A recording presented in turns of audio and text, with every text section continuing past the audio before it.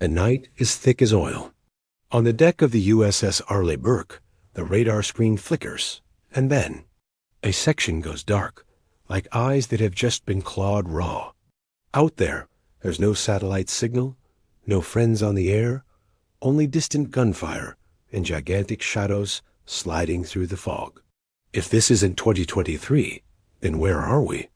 And when the SPY-6, the ship's all-seeing eye, is wounded, what will crawl out of that blind zone? Red alarm lights sweep through the Combat Information Center. The short, urgent siren drives the heart. The SPY-6 radar still sweeps, but the horizon on the display is ripped into blind patches. Target tracks jump and twitch, splitting and then sticking together, like figures running in the rain. No IFF signals answer back. No friend appears to offer reassurance. The electronic warfare officer widens the band, and the headset suddenly bursts with old-style radio calls, sharp, rushed voices requesting coordinates, reporting the enemy, calling for reinforcements. Unfamiliar keywords slash straight into the control room. Leyte Gulf battleship. On deck, the wind carries the smell of gunpowder, as if from another war entirely. At the same time, sonar rumbles with heavy propeller beats multiple shafts, closing in from the port side. The commander swallows dryly. We are not in 2023 anymore, and in that blind zone, a colossal steel shadow is swinging its bow toward them. If it's an ally, they'll answer. If it's an enemy, the guns will speak first. They have 96 vertical launch cells under their feet, a warehouse of arrows waiting for the word. Tomahawks to strike hundreds of kilometers away, SM-6 South to hunt targets at the edge of the horizon, and SM-2 South and ESSMs to build a layered air defense net. But tonight, that power is no longer a simple miracle. Without satellites, every calculation drops back to inertia and estimation. This isn't just pressing a button. Now, every launch is an oath. The electronic warfare officer strains to hear the spectrum, sketching out where the opponent is transmitting. Sonar logs propeller rhythms and shaft counts.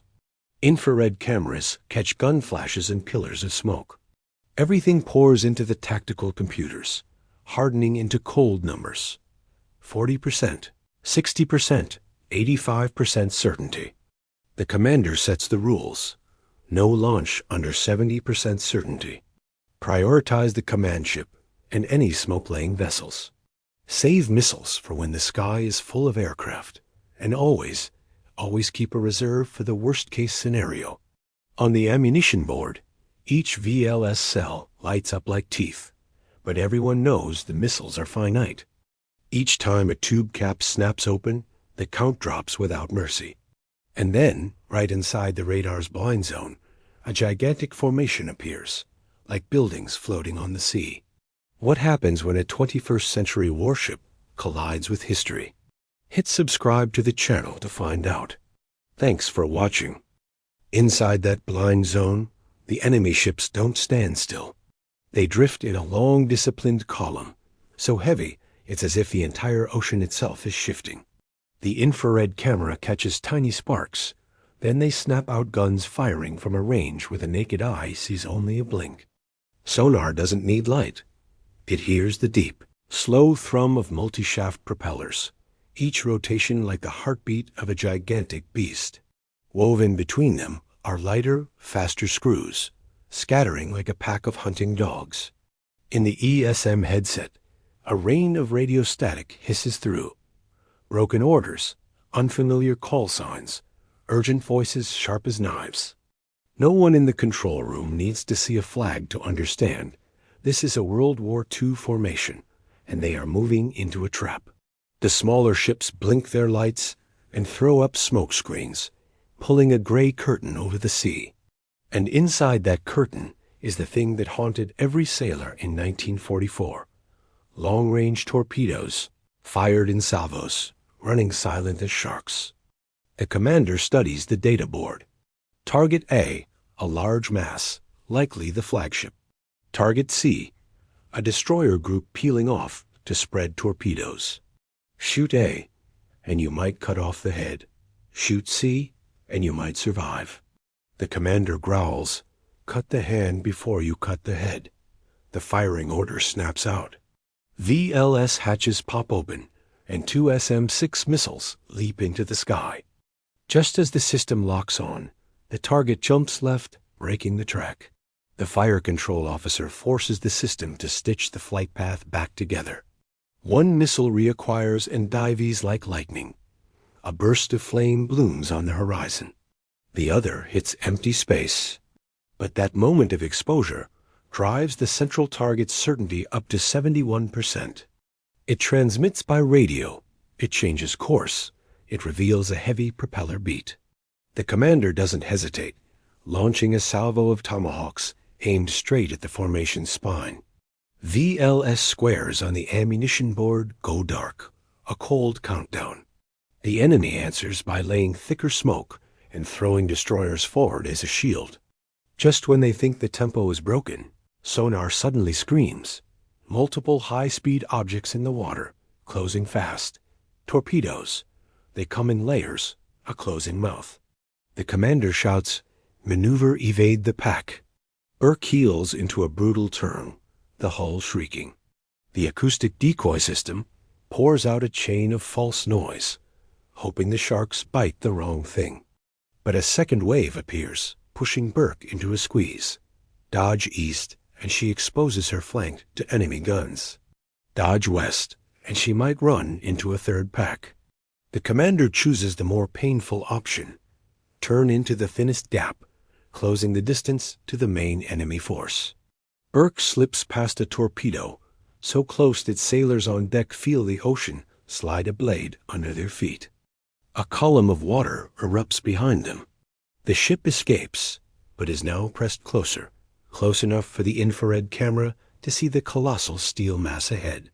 And then, in the lonely flash of gunfire, the big turrets begin to rotate slowly, as if all of history is aiming straight at the bow. The ammunition count in the CIC doesn't lie. Every salvo is grinding down our future stockpile faster than we thought.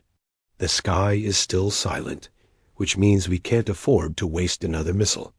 The commander's voice is low, cold as steel. Missiles are for the sky. Under the sea? Use the gun.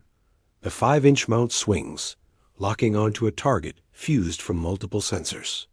Even with the torn sector in our SPY-6 radar, sonar and electronic surveillance still paint a picture of the battle. The infrared camera gives us the flashes we need to pinpoint their fire. The first round roars out, a barrel jolts, and a burst blossoms on the horizon. The second and third follow like drumbeats of war, not for show, but to sever the enemy's formation. Our priority is the small ships, the ones laying smoke and torpedoes. Cut them first, and the enemy loses its eyes and its teeth. On the screen, a destroyer flares brightly, and then vanishes, erased like a shadow. A cruiser tries to shield its allies, but our shells nail its superstructure. A pillar of smoke shoots straight up, but close-range fighting punishes every mistake. A salvo screams overhead, and a column of water erupts beside us, tall as a building, shaking the ship like a punch. There's no time for pride or fear, just the rhythm. Range, fire, correct, fire. Just as we start to regain the initiative, our sensors catch a new layer of signals, denser and higher. The sky is opening up. We don't need to look up to know the aircraft are here. The headset floods with emissions, a swarm of angry bees. The infrared camera catches small hot dots descending from the north. Air attack, someone yells. The CIC shifts gears instantly. The commander builds our air defense net in layers. SM-2 for long-range intercepts, ESSM for anything that slips through, and the CIWS Gatling gun to slam the door with a wall of metal. But our SPY-6 isn't perfect today. The damaged sector lets low-flying targets hide in the sea clutter. So we have to shoot sure instead of cheap 2 missiles for every track. Launcher caps snap open, and white fire spears into the night. On the horizon, hot dots wink out like falling leaves. But a few press on, using the smoke and the sea's shadow to get closer. Leakers. A voice shouts. The CIWS answers with a roar like a chainsaw, a stream of metal that slices the air. One plane blows apart. Another staggers and plunges into the sea. The strike is broken. But when silence returns, the ammo board is a slap in the face. The number of empty missile cells has surged. And below the waves, the enemy steel is still there. We're reaching our limits. The sea is still black, but the tempo has changed. Our radar isn't fully recovered. The empty VLS cells are a stark reminder that every launch burned away our right to be wrong. The commander gives the only order that makes sense for survival. Do and try to wipe them out? Just break their spine. We pick key targets, the ships holding the formation together, the command ship, the ones laying smoke. Once a formation is blind and deaf, its own weight becomes its downfall. Our 5-inch gun speaks again, each shot like a period hammered into the night. The last of our tomahawks fly, detonating exactly where they need to, making a large enemy ship lurch and splitting their formation like cracked glass. We don't need to destroy everything to win. We just need to open a corridor and hold it. When the enemy starts to withdraw, we don't pursue. Pursuit means burning your last rounds when the sky could fall again at any moment. Sailors on deck see distant smoke columns like black pillars holding up the dawn, and they understand a cold truth. Technology isn't magic. It's an advantage you earn by knowing when and how to pay the price. How far will this collision with history go? Should the Burke withdraw now, or press the fight one beat longer? Let me know what you think in the comments. Thanks for watching.